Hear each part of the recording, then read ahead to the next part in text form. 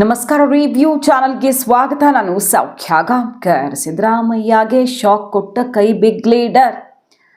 ಕೈ ಮನೆಯಲ್ಲಿ ದಿಢೀರ್ ಕಾರ್ಯಾಚರಣೆ. ಶಾಸಕರು ಎಷ್ಟು ಜನ ಸೇರಿದ್ರು? ಹಾಗಾದರೆ ಒಟ್ಟು ಶಾಸಕರ ಸಂಖ್ಯೆ ಎಷ್ಟು? ಶಾಕಿಂಗ್ ರಿಪೋರ್ಟ್ ಈಗ ಡೆಲ್ಲಿ ತಲುಪಿದೆ. ಡಿ.ಕೆ ಬ್ರದರ್ಸ್ಗೆ ಇದು ಅರಗಿಸಿಕೊಳ್ಳಲಾರದಂಥ ಒಂದು ಆಘಾತಕಾರಿ ಬೆಳವಣಿಗೆ. ಬೆಳಗಾವಿ ಅಧಿವೇಶನದ ಹೊತ್ತಲ್ಲಿ ಡೀಟೇಲ್ಸ್ ಇರ್ತಾ ಹೋಗ್ತೀವಿ. ಮಿಸ್ ಮಾಡದೆ ನಮ್ಮ ಚಾನಲ್ನ ಸಬ್ಸ್ಕ್ರೈಬ್ ಮಾಡಿ, ನಿಮ್ಮ ಅಭಿಪ್ರಾಯ ಕಮೆಂಟ್ ಮಾಡಿ ತಿಳಿಸಿ. ಎಸ್ ವೀಕ್ಷಕರೇ, ಇದು ಸಿದ್ದರಾಮಯ್ಯನವರು ಉರುಳಿಸಿರುವ ದಾಳವೋ ಅಥವಾ ಸಿದ್ದರಾಮಯ್ಯನವರ ಕೈ ತಪ್ಪಿ ಹೋಗ್ತಿದೆಯೋ ಬೆಳವಣಿಗೆ? ಹೆಂಗಾದರೂ ಅಂದ್ಕೊಳ್ಬಹುದು.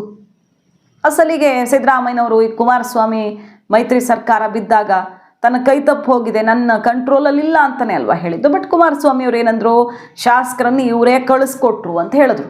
ಸೊ ಅವರವರ ವಿಶ್ಲೇಷಣೆಗೆ ಬಿಟ್ಟಿದ್ದು. ಈಗ ಒಂದು ಭರ್ಜರಿ ಡೆವಲಪ್ಮೆಂಟ್ ಆಗ್ತಿದೆ ಬೆಳಗಾವಿ ಅಧಿವೇಶನದ ಹೊತ್ತಲ್ಲಿ. ಏನದು ಅಂತ ಕೇಳಿದ್ರೆ, ಸತೀಶ್ ಜಾರಕಿಹೊಳಿಯವರೇ ಈಗ ಸಿದ್ದರಾಮಯ್ಯನವ್ರ ವಿರುದ್ಧ ಸಿಡಿದೆದ್ದಿದ್ದಾರೆ ಅಂದರೆ ನೀವು ನಂಬ್ತೀರಾ? ಆಶ್ಚರ್ಯ ಆಗುತ್ತೆ ಅಲ್ವಾ?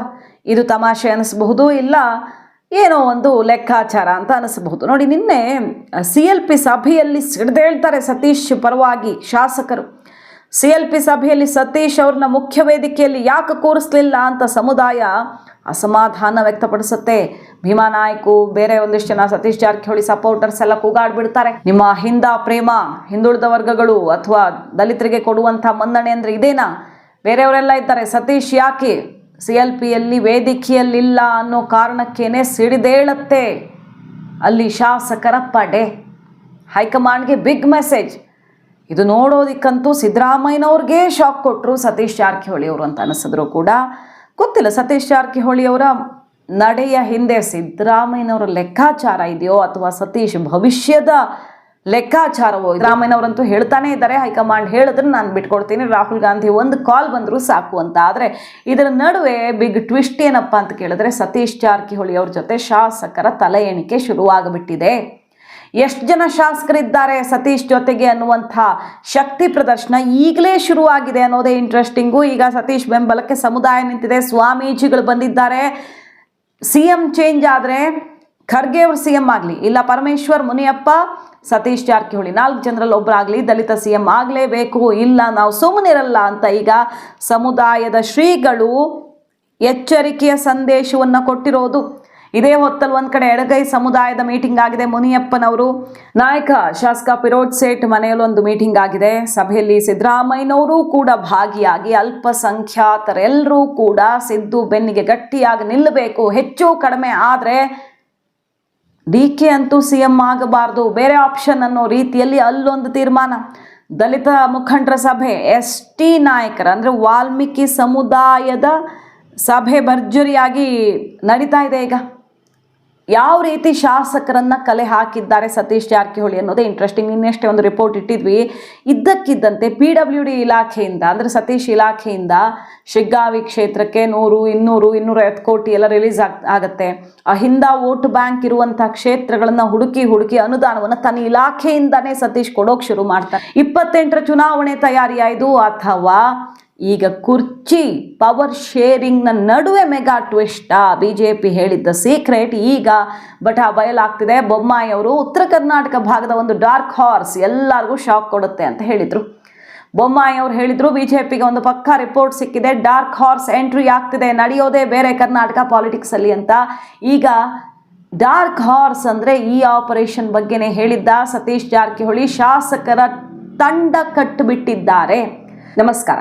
ನೀವು ಶೇರ್ ಮಾರ್ಕೆಟಲ್ಲಿ ಇಂಟ್ರೆಸ್ಟ್ ಇರೋರಾಗಿದ್ದರೆ ಒಂದೊಳ್ಳೆ ಆ್ಯಪ್ ಇದೆ, ಮಾರ್ಕೆಟ್ ವೋಲ್ಫ್ ಅಂತ. ಇದು ಭಾರತದಲ್ಲಿ ಅತಿ ವೇಗವಾಗಿ ಬೆಳೀತಿರುವಂಥ ಸೆಬಿ ರಿಜಿಸ್ಟರ್ಡ್ ಆ್ಯಪ್ ಆಗಿದೆ. ಹಾಗಾದರೆ ಇದನ್ನು ಬಳಸೋದು ಹೇಗೆ ಅನ್ನೋದನ್ನು ನೋಡ್ತಾ ಹೋಗೋಣ.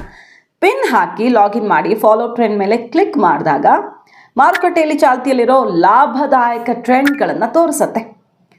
ಒಂದೇ ಒಂದು ಕ್ಲಿಕ್ನಲ್ಲಿ ಫಾಲೋ ಮಾಡ್ಬೋದು. ಬೇರೆ ಆ್ಯಪ್ಗಳಿಗೆಲ್ಲ ಕಂಪೇರ್ ಮಾಡಿ ನೋಡಿದ್ರೆ ನೀವು ತುಂಬ ಕಡಿಮೆ ಮೊತ್ತದೊಂದಿಗೆ ಹೂಡಿಕೆಯನ್ನು ಇಲ್ಲಿ ಶುರು ಮಾಡಬಹುದು.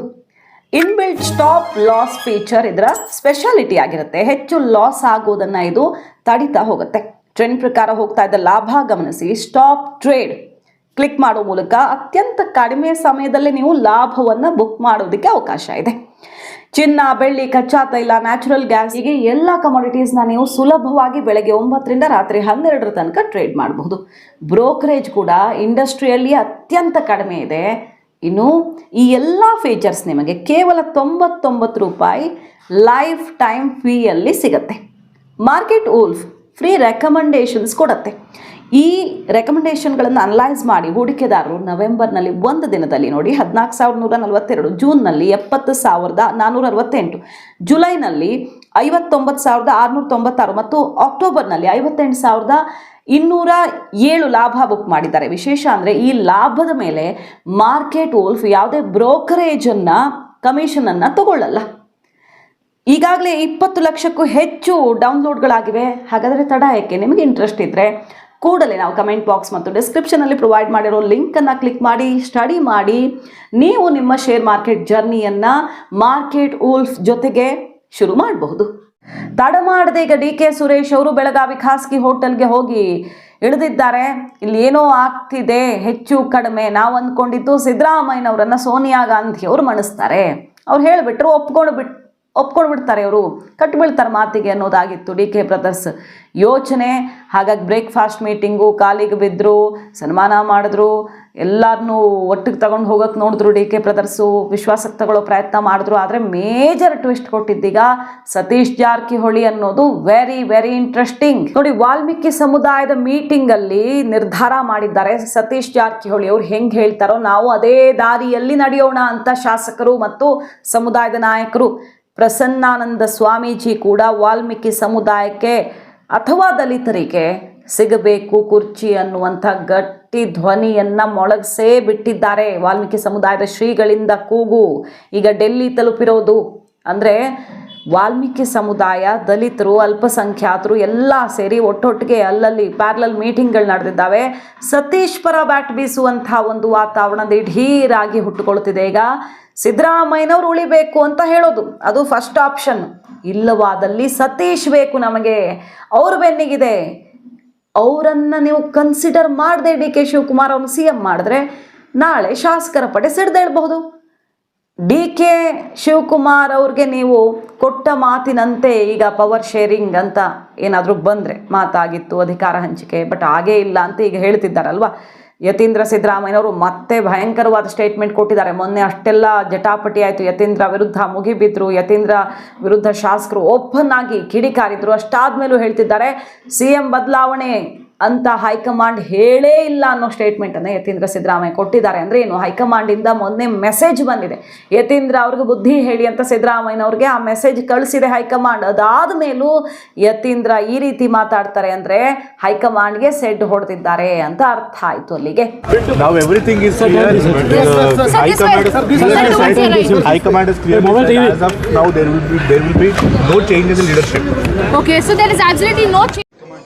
He's making a clear statement that my father will remain as CM for 5 years. I think CM will reply for him. Sir, there are supporters of ಬಹುತೇಕ ಸಿದ್ದರಾಮಯ್ಯ ಸಾಹೇಬರು ಅವರು ಮುಂದುವರೆದರೆ ನಮ್ಮದೇನೂ ಅಭ್ಯಂತರ ಇಲ್ಲ.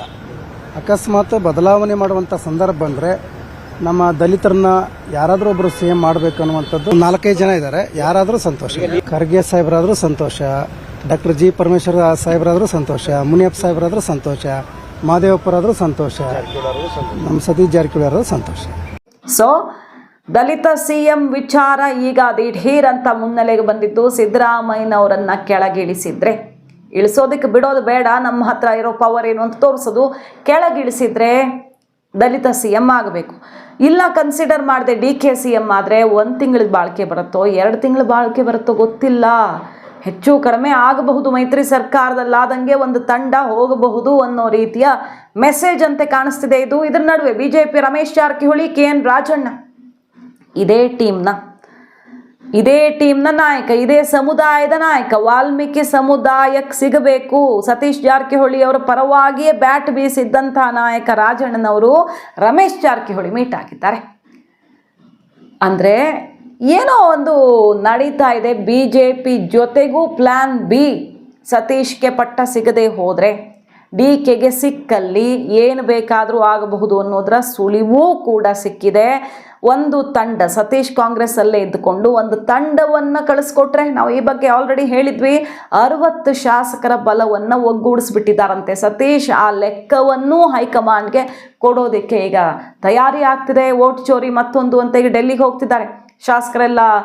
ಹೈಕಮಾಂಡ್ ನಾಯಕರ ಭೇಟಿಗೆ ಅವಕಾಶ ಸಿಗುತ್ತಾ ಅಂತ ಪ್ರಯತ್ನ ಪಡ್ತಿದ್ದಾರೆ. ಈ ಹೊತ್ತಲ್ಲಿ ರಿಪೋರ್ಟ್ ಇಡೋದಕ್ಕೆ ಸಿದ್ದರಾಮಯ್ಯ ಬಣ ಅಂದರೆ ಸತೀಶ್ ಬಣ ಈಗ ರೆಡಿ ಆಗಿದೆ.